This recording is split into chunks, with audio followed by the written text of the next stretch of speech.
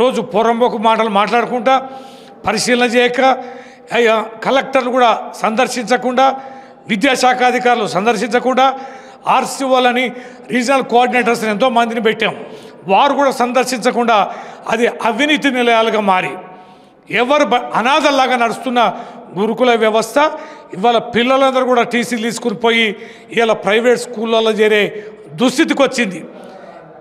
మొన్న 2023కి గురుకుల పాఠశాలలు 23 తర్వాత గురుకుల పాఠశాలని ఒక్కసారి వీక్షిస్తే కడుపు తరక్కపోద్ది.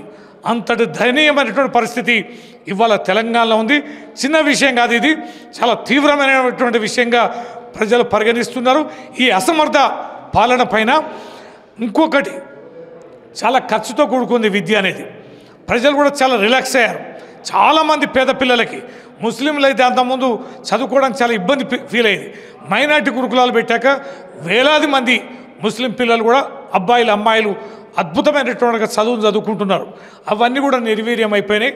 ఇది పేద ప్రజలకి చాలా నష్టాన్ని అన్యాయం చేసే చర్యగా చాలా తీవ్రంగా ఉంది. దీనిని బీఆర్ఎస్ పార్టీ తీవ్రంగా ఖండిస్తుంది. తక్షణమే గురుకులాల్ని సందర్శించాలి, విద్యామంత్రి నియామకం జరగాలి, కలెక్టర్లు అధికారులందరూ కూడా నిత్యం గురుకులాల్ని సందర్శించాలి. వెంటనే కట్టడి చేసి పరీక్షలు కూడా దగ్గరకు వస్తున్నాయి, ఇంకెంతో దూరం లేదు. మరి మార్చి ఏప్రిల్లోనే ఎగ్జామ్స్ ఉంటాయి.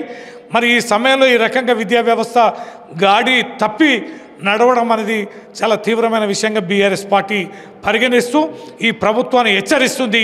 తక్షణమే దీనికి సరిదిద్దాలని, మౌలిక వసతులను పరిశీలించి ఏర్పాట్లు చేయాలని, చక్కటి భోజనాలను అందించాలని, ఉపాధ్యాయుల నియామకం కూడా తక్షణమే చేపట్టాలని చెప్పి డిమాండ్ చేస్తుంది.